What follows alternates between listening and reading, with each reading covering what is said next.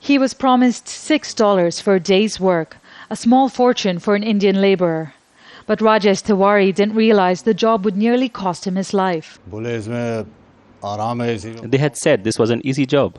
Earn your money here. All you have to do is lie around. First they drugged me and took out 2 bottles of blood from my body. Then they wouldn't let me leave. This is where Rajesh was picked up, on a street corner where labourers desperately wait for a job offer. Rajesh was a victim of one of India's largest blood rackets.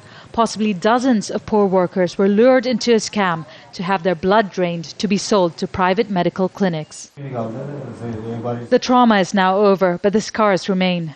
Painful reminders of a nightmare he was unable to escape from. Some were there for 1 year, some for more. I was there for nearly 2.5 years. Rajesh took us back to the house where he was imprisoned. He insisted on a police escort, saying he feared for his safety. The blood racket took place behind the house of the alleged mastermind Papu Yadav. The place has been cleaned up. One of the rooms is now rented out to tenants. Hidden behind a cowshed, it was in this airless room that the men said they were kept and milked like cattle for their blood, sometimes up to 3 times a week. When police raided the house in early April, 17 men were found locked in 2 small rooms. Police say some of the men they arrested for operating the scam were medically trained, enabling them to keep their victims alive. It was a lucrative operation, with blood supplies short in this city of 3 million people. The racketeers were getting up to $100 per bag of blood. Now, doctors have told Al Jazeera they're concerned.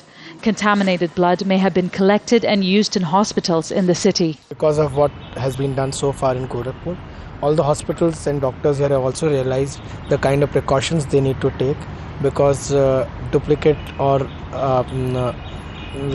original tags from these registered blood banks were taken. So far, the authorities have done little to investigate whether scams like this are taking place anywhere else or to review the issue of blood security.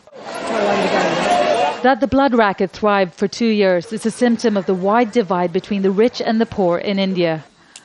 Those in poverty remain susceptible to exploitation for the needs and the desires of the wealthy. Divya, Gopalan, Al Jazeera, Gorakhpur.